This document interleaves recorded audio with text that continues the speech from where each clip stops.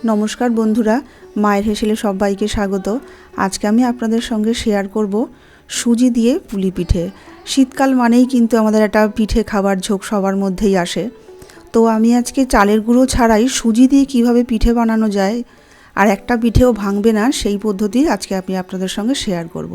প্রথমে আমরা পুরটাকে বানিয়ে নেব। তার জন্য আমি এক বাটি নারকেল কোড়া এখানে দিয়ে দিলাম।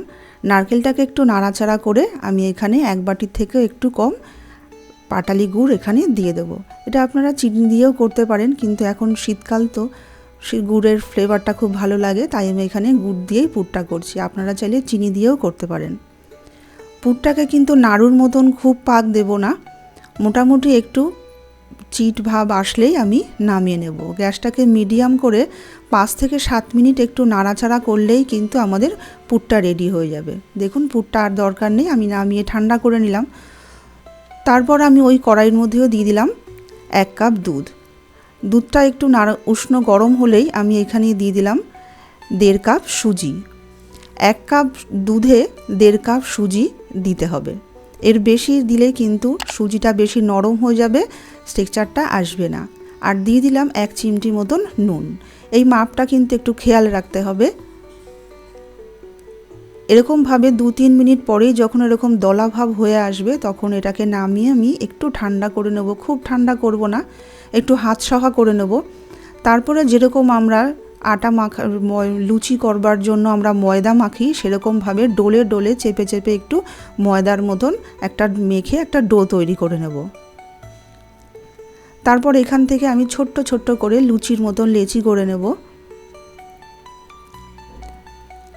এই পদ্ধতিটা আপনারা যদি ফলো করেন তাহলে কিন্তু একটা পিঠে ভাঙবেও না, আর সুন্দর সবকটা পিঠে খুব সুন্দর নরম হবে। আমি সবকটা লেচি এখানে তৈরি করে নিলাম। তারপর এটা থেকে আমি একটা বাটির মতন গড়ে মাঝখানটা একটু ট্যাপ করে নিয়ে এরকমভাবে একটা বাটির মতন গড়ে নেব। ভেতরটা যেন একটু পুরু থাকে আর সাইডটা এরকমভাবে আস্তে আস্তে চেপে চেপে একটা বাটির আকারে গড়ে নেব। সাইডটা একটু ফেটে যাবে, তাতে কোনো অসুবিধা নেই। এবার যতটা পুর দেওয়া যায় ততটুকু পুর আমি এখানে চেপে চেপে দেব। খুব কম পুর দিলেও কিন্তু পিঠেটা আবার টেস্ট হবে না। তারপরে আমি মুখটাকে সিল করে দেব। সিল করে দিয়ে একটা আঙুল দিয়ে এইভাবে একটু চেপে চেপে আমি পুলি পিঠের শেপ দিয়ে নেব। সবকটা পিঠে আমি এইভাবে পুলি পিঠের শেপ দিয়ে নেব।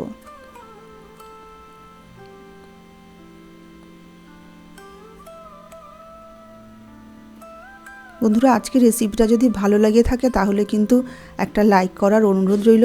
আর অবশ্যই কিন্তু বাড়িতে তৈরি করে তারপরে কিন্তু আমাকে জানাবেন যে কেমন লাগলো আমার রেসিপিটা।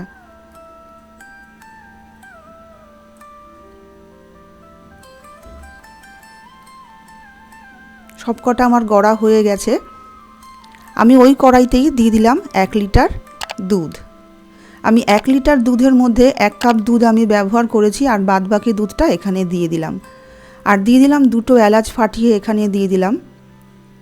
আর দিয়ে দিলাম 1 বাটি গুড়। আমি এখানে গুড় দিলাম, আপনারা চাইলে চিনিও দিতে পারেন।